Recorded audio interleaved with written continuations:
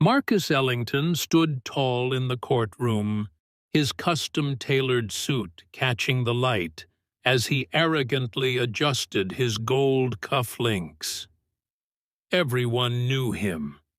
He wasn't just a hotshot corporate attorney. He was the youngest partner in one of the most prestigious law firms in New York. Confident, charismatic, cold. When he entered the room, people noticed. And when he spoke, they listened. That day, the courtroom buzzed with whispers about the sensational defamation case he was handling against a tech startup that dared to expose one of his billionaire clients. Cameras clicked. Reporters typed frantically. But then, something happened that no one could have predicted. Just before the judge entered, a janitor quietly shuffled into the back of the courtroom, pushing a cleaning cart. His uniform was wrinkled, his sneakers worn. No one paid him any attention, except Marcus. Marcus paused mid-sentence, eyes narrowing as he spotted the man, his face twisted with disdain. "Hey, what the hell are you doing here?" Marcus barked, pointing. The courtroom fell silent. The janitor froze. "I'm just here to clean up," the man mumbled, clearly embarrassed. "During my trial," Marcus scoffed loudly. "Get out, now. This isn't some subway platform, it's a courtroom." A few people shifted uncomfortably. The janitor looked around, unsure. "I was told." "I don't care what you were told," Marcus snapped. "You're dismissed." The janitor's eyes lingered on Marcus for a moment. Then he turned and quietly left. Whispers rippled across the room. Cameras caught it all. But Marcus didn't care. He thrived on dominance. Humiliation was just another tool in his belt. The judge entered, and proceedings began. The trial was intense. Heated arguments, objections, counter-objections. But Marcus relished it. He delivered arguments like daggers, tearing apart the opposing counsel's claims. Every jab he made, every insult cloaked in legalese, made the jury lean closer. It seemed nothing could shake him. Until day 3. That's when everything turned.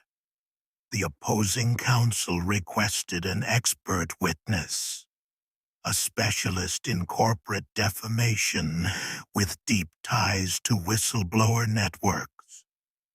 The judge approved. A tall figure entered the room, well-groomed, confident, eyes like steel. And as he walked past Marcus's table, the lawyer froze. His jaw clenched. His pupils shrank.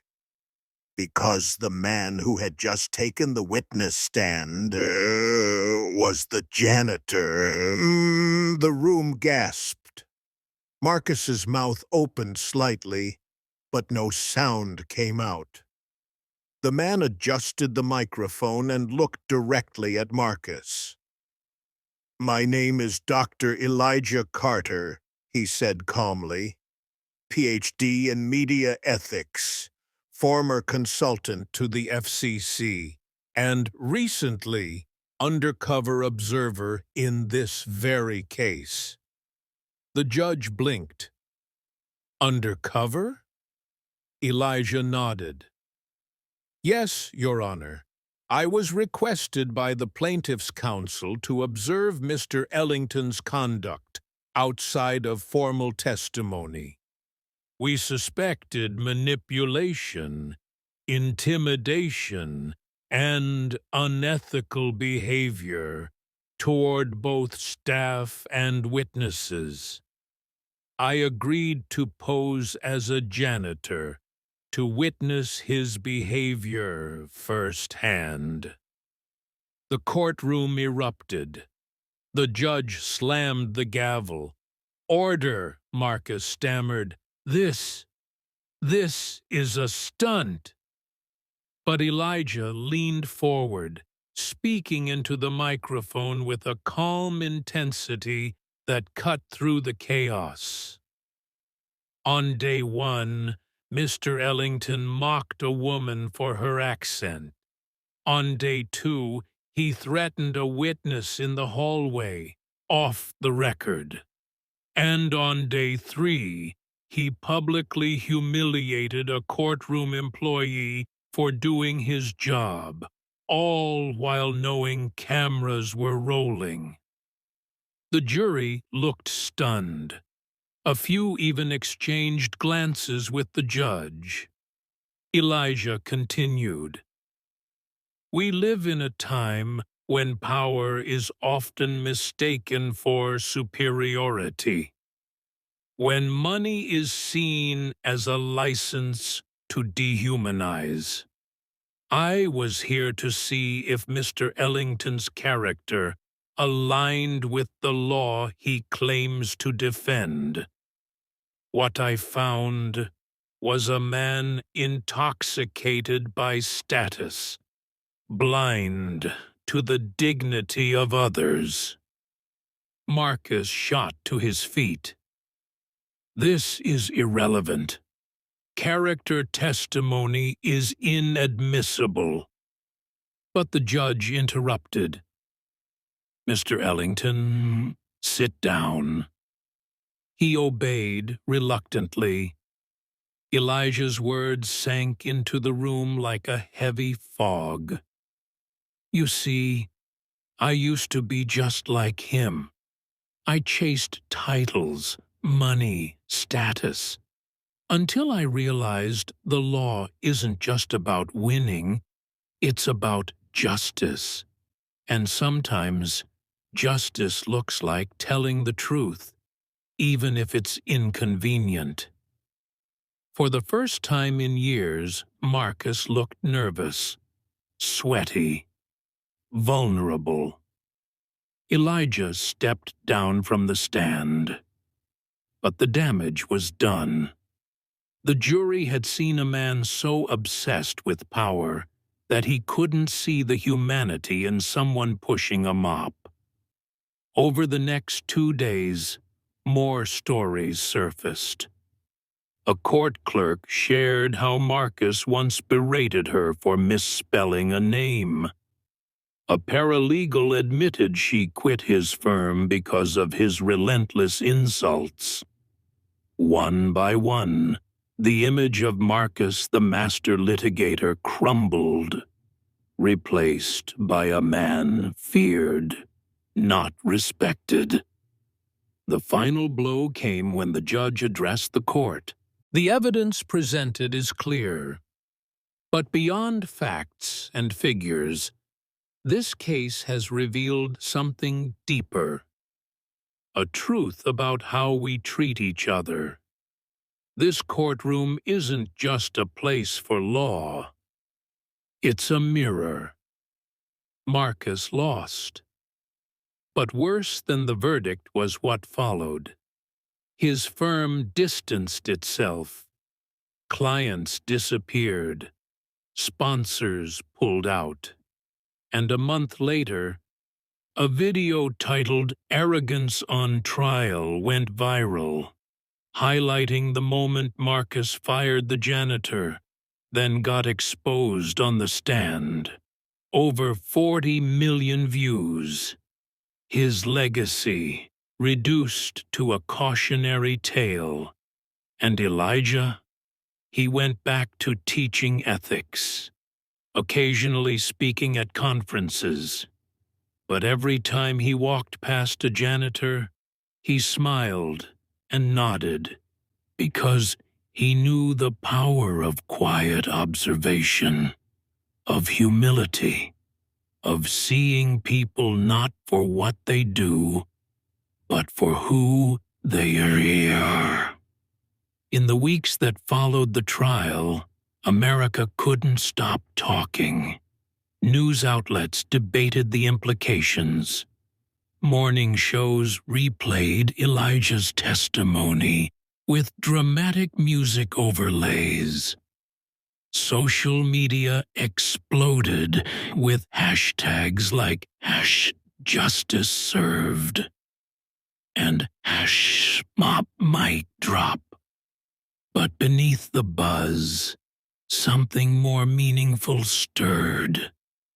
Schools invited Elijah to speak, not just law schools, but high schools in underserved communities.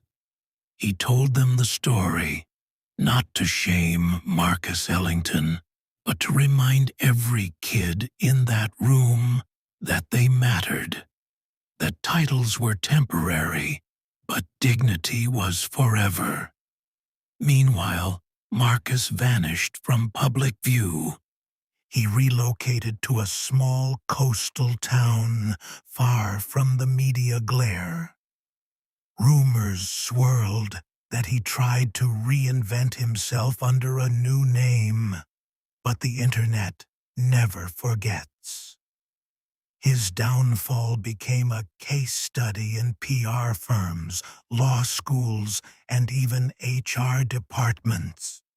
How arrogance, unchecked, could implode even the most bulletproof careers.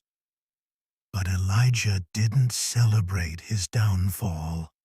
In interviews, he always shifted the focus. This wasn't about taking a man down, he'd say. It was about holding up a mirror. One night, nearly a year later, Elijah received a letter, handwritten. The return address was from Marcus. Curious, Elijah opened it. "Dear Dr. Carter," it began, "I hated you. I cursed your name. I called you a fraud, a plant, a saboteur, but I've had time to reflect. You didn't destroy me. I did that myself. You just told the truth.